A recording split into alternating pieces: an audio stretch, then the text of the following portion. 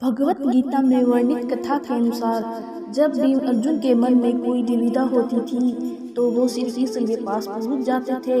एक बार की बात है, अर्जुन भगवान श्री कृष्ण के समीप आकर कहा कि वो दुविधा में है और इसका जवाब श्री कृष्ण से चाहते हैं। श्री कृष्ण ने पूछा कि क्या सवाल है। अर्जुन ने कहा, मुझे ये जानना है कि अच्छे लोगों के साथ हमेशा बुरा ही क्यों होता है, वही बुरे लोग खुशहाल दिखते हैं।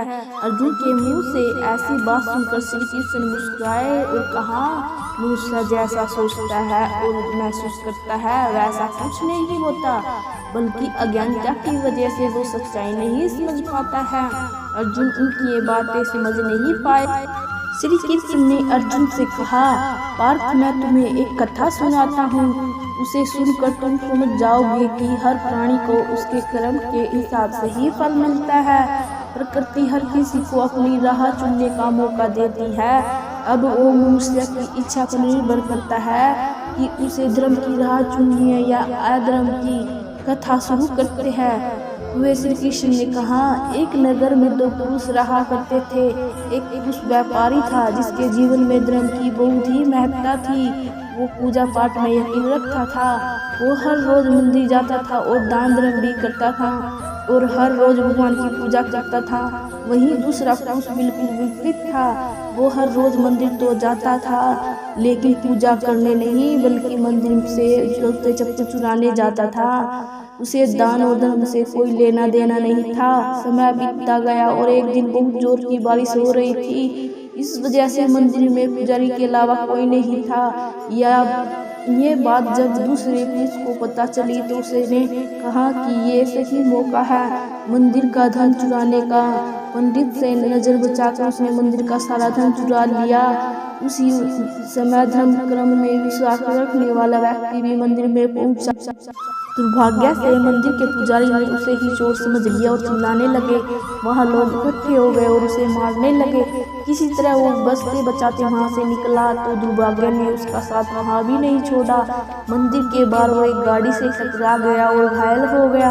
फिर वो व्यापारी लंगड़ाते हुए घर जाने लगा तो रास्ते में उसकी मुलाकात उस पुरुष से हुई जिसने मंदिर से धन चुराया था। उसने कहा, आज तो मेरी किस्मत चमक गई, एक साथ इतना सारा धन मिल गया। ये सब देख कर उसे बहुत बुरा लगा। उसने अपने घर से भगवान की सारी तस्वीरें निकाल दी। कुछ सालों बाद दोनों पुरुषों की मृत्यु हो गई। मरने के बाद जब दोनों यमराज की सभा में पहुंचे और भले पुरुष ने दूसरे व्यक्ति को देखा तो बहुत गुस्सा आया। उसने क्रोधित होकर यमराज से पूछ लिया, मैं तो अच्छे कर्म करता था, दान में विश्वास रखता था और उसके बदले जीवन भर मुझे अपमान और दर्द ही मिला है। इस व्यक्ति को नोटों से भरी पोटली, आखिर मेरे साथ ऐसा भेदभाव क्यों? इस पर यमराज ने कहा, पुत्र, तुम गलत समझ रहे हो। जिस दिन तुम्हारी गाड़ी से टक्कर हुई थी वो तुम्हारा जीवन का आखिरी दिन था, परंतु तुम्हारे अच्छे कर्मों की वजह से तुम्हारी मौत सिर्फ एक छोटी सी चोट में बदल गई। तुम इस दुष्ट व्यक्ति के बारे में जानना चाहते हो? दरअसल इसके भाग्य में राजयोग था, मगर इसके कुकर्मों और अधर्म की वजह से वो सिर्फ एक छोटी सी धन की पोटली में ही बदल गया। कथा सुनाने के बाद श्री कृष्ण अर्जुन से कहते हैं, पार्थ, क्या अब तुम्हें तुम्हारे सवालों का जवाब मिल गया? ऐसा सोचना कि भगवान तुम्हारे कर्मों को नजरअंदाज कर रहे हैं, ये बिल्कुल भी सत्य नहीं है कि भगवान हमें क्या किस रूप में दे रहा है, मनुष्य को समझ में नहीं आता। मगर आप अच्छे कर्म करते रहो तो भगवान की कृपा आप पर हमेशा बनी रहती है। इसलिए अपने अच्छे कर्मों को बदलना चाहिए, क्योंकि उसका फल हमें इसी जीवन में मिलता है। इसलिए मनुष्य का फर्ज है कि वो हमेशा अच्छे कर्म करता रहे।